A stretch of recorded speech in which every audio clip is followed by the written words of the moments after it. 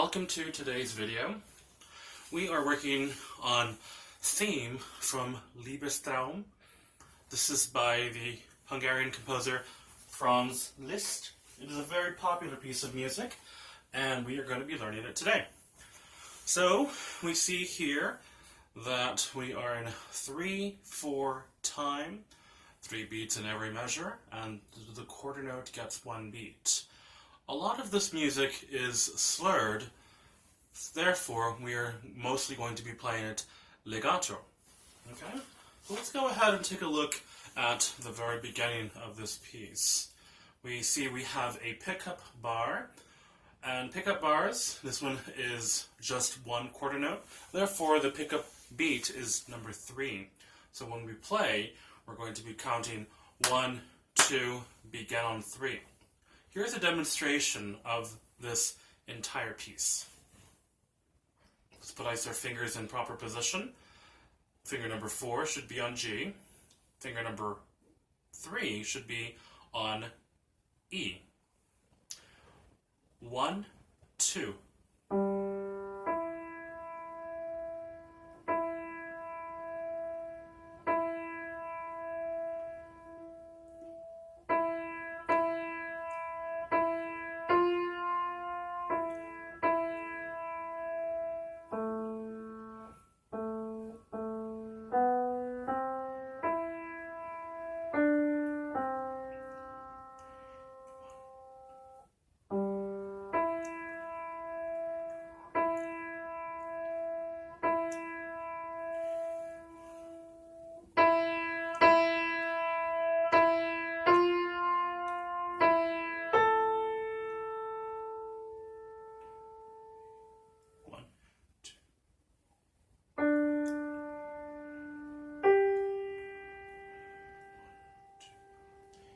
One, two, three.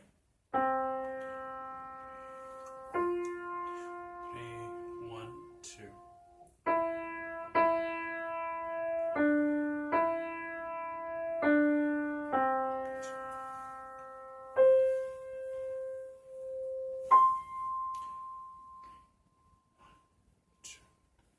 Very nice. Okay, so you noticed that a lot of this music has repeated notes.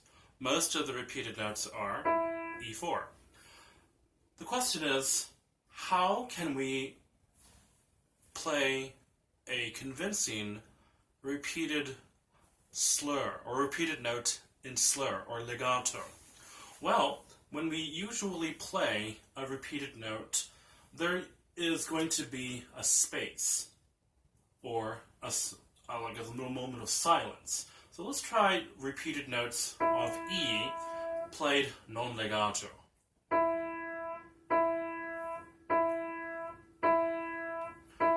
Notice that there are spaces in between these repeated notes. Now with staccato, it's a little bit more precise. A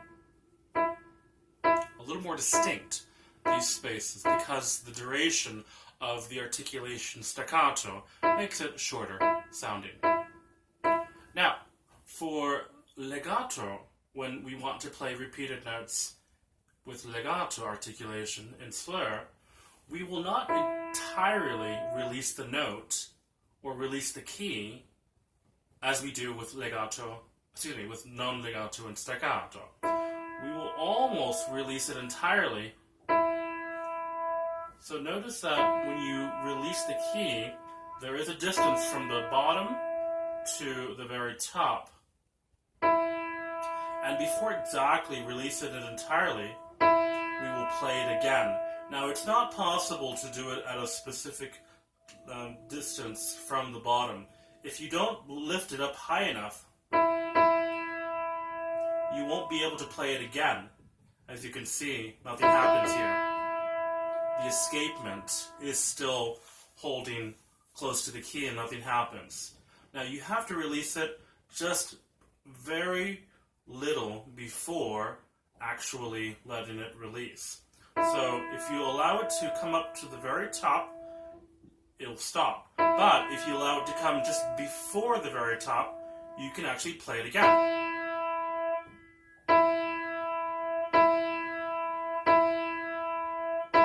allowing the hammer to return back to its original form or its original position and thus play it again.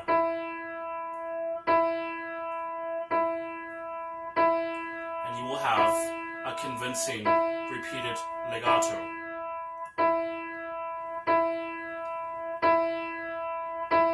So notice how I'm playing it over and over again, but I'm not exactly allowing spaces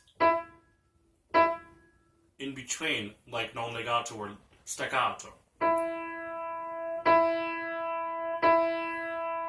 Notice the difference. I would recommend practicing all three ways. First, staccato, short and detached. Now non-legato, and then legato. Not exactly letting it go entirely, but repeating it just before it reaches the top and the sound stops. So in other words, it's like a quick repeat of the note. And because of the mechanism double escapement in an acoustic piano, especially grand pianos, this is possible. And it allows for quick repeated notes. Now for those of you who have electronic keyboards, the better quality of the electronic keyboard, the better able you'll be able to do this. And for those of you who have not good quality electronic keyboards, you can do this, it just won't sound as natural as it would, or feel as natural as it would on a regular piano. Okay, so practice doing that. Playing repeated notes in legato whenever you encounter your repeated notes in this music. Okay, so next what we're going to do is we're going to play and we're going to say our note names. 1, 2. G, E,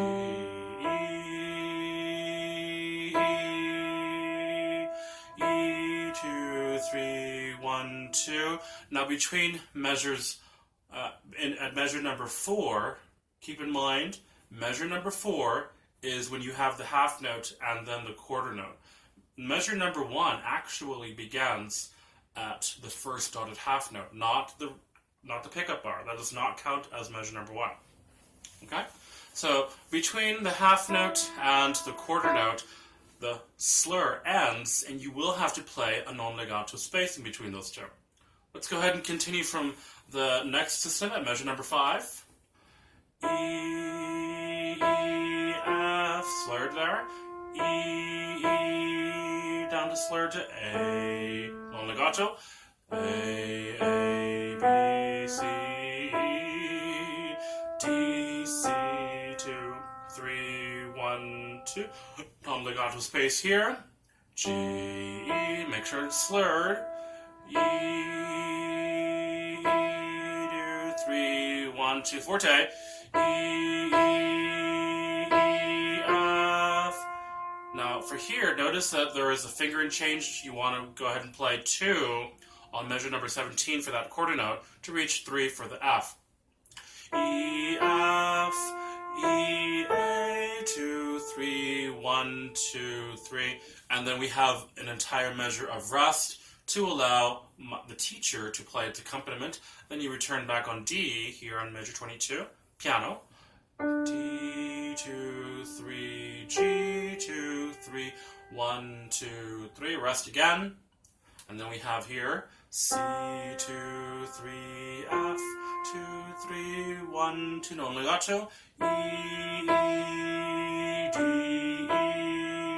D, C, 2, 3, C. And make sure when you have those C's that you play them non-legato, okay? So please practice that while we're saying your note names. It may also be a good idea to count the rhythm because you have a lot of dotted half notes and other types of rhythms. Let's go ahead and try it one more time. This time I would like for you to play it along with my teacher's accompaniment. Okay, so I'm going to be playing the accompaniment. You will start off with your G, G, E, 2, 3, etc. And let's try to keep in time. Ready? 1, 2.